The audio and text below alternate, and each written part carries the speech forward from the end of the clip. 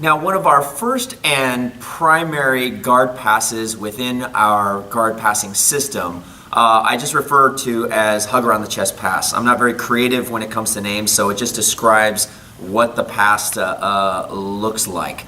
This is a situation in which we have one arm having the underhook, the other hand on the leg, and his leg is in between your legs here. Okay, so this is the general position, but there are a lot of situations that we are going to learn to deal with when it comes to this kind of pressure pass. So we're not only going to learn how to deal with just the basic versions, but also situations where your opponent's legs are scissored, they have the shin in the chest blocking you here, when they're in long range with their feet on your hips, whether you're standing or kneeling.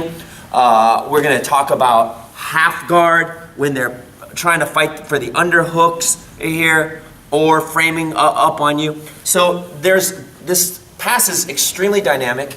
There's numerous situations that it can be used. Okay, and it's one of our primary passes that we're using because I refer to it as a close range pass. Yes, we learned how to launch. You're going to learn how to launch into it from far away, but this is one that you're getting right up on the person's chest and head area. And I said it's an extremely effective pass and one of the first ones that students should learn within our passing system. When I was a brown belt and I was trying to work my way towards black belt, a common thing that was told to me by various instructors was that I needed to tighten up my guard passing. Okay? And when that was told to me, I never really truly understood what that meant. Did it mean to squeeze more? Does it mean to push more? And so as I was really trying to figure out how to improve my guard passing, I began to look at a video of one of my former instructors, and him and I training. We did a lot of no-gi training at that time, and I started to watch these videos, and I noticed that one particular pass was being used by him a lot, over and over again.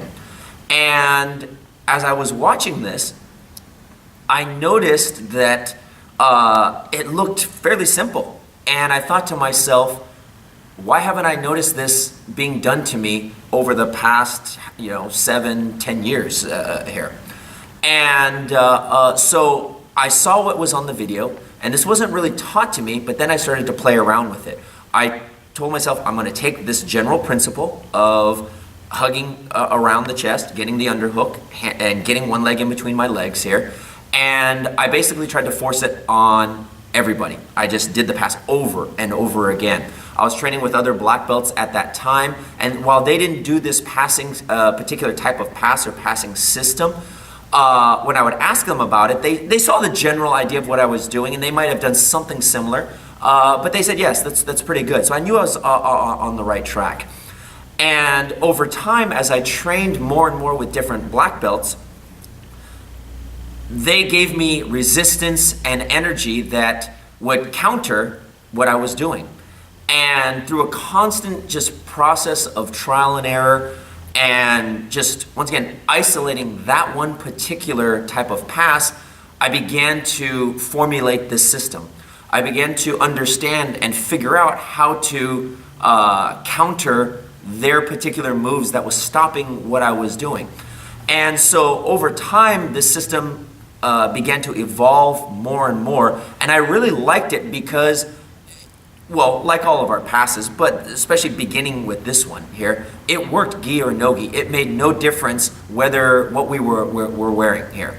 Now, granted, I had to learn how to deal with certain things when they would try certain collar chokes, but the adaptations were very, very similar to situations that I would encounter no-gi. So this was something that took many, many years to develop And like I said, all the variations that you're going to learn in our online training are things that I've encountered enforcing this upon very, very good instructors and black belts.